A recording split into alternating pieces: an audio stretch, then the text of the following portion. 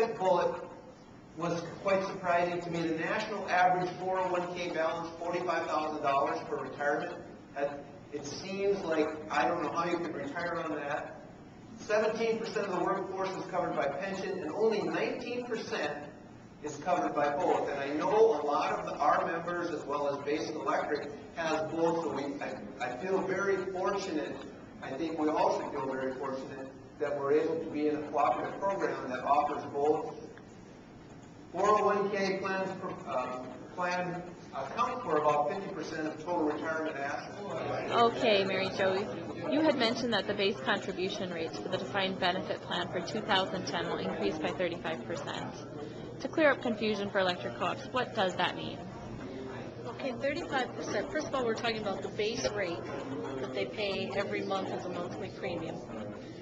And the billing rate, if you didn't make any changes to your plan, and your average age stayed the same, your billing rate compared to 2009 would increase by 35%. And what I wanted to clarify is that means if your billing rate right now is 20%, you would take 20 and multiply by 1.35. Yeah, I've had a couple people call and panic thinking it was 20 plus 35, and that's not the way it works. 20 would go to about 30 at that point. Okay. What were some of the causes for the increase in 2010?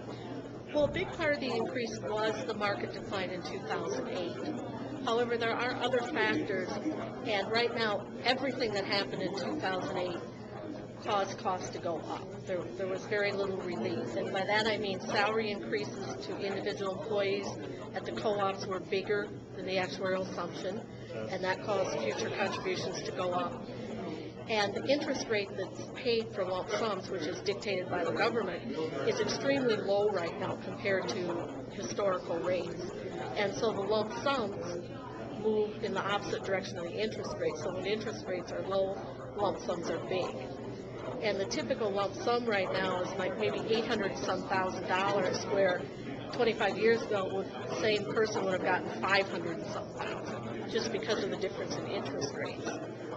You mentioned that other businesses realized much more expensive increases than the 35% NRECA did to sustain their pension plans.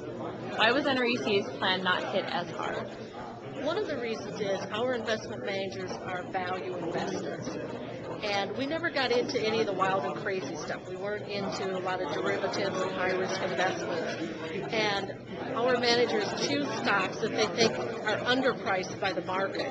You know, good companies with good fundamentals that have low price-to-earnings ratios that in a rational investment market should go up. And so that was one of the things that helped is, you know, even though we had a loss, you know, there are other plans out there in corporate America that lost way more. You know, so our investment return was good compared to our competitors. And I guess the other part of it is that we are not subject to all of the PPA rules. You know, because we're a multiple employer plan in the electric utility industry, we can amortize things over a longer period. So we can spread that asset loss, subject to some constraints, but in general you can spread it over 5 years, and you have to be within 80 to 120% of market, where the people who are subject to PPA, it's more like 2 or 3 years, and they have to be within 10% of market, so 90 to 110% corridor. So not only did they take bigger losses, but now they have to recognize those and fund them more quickly.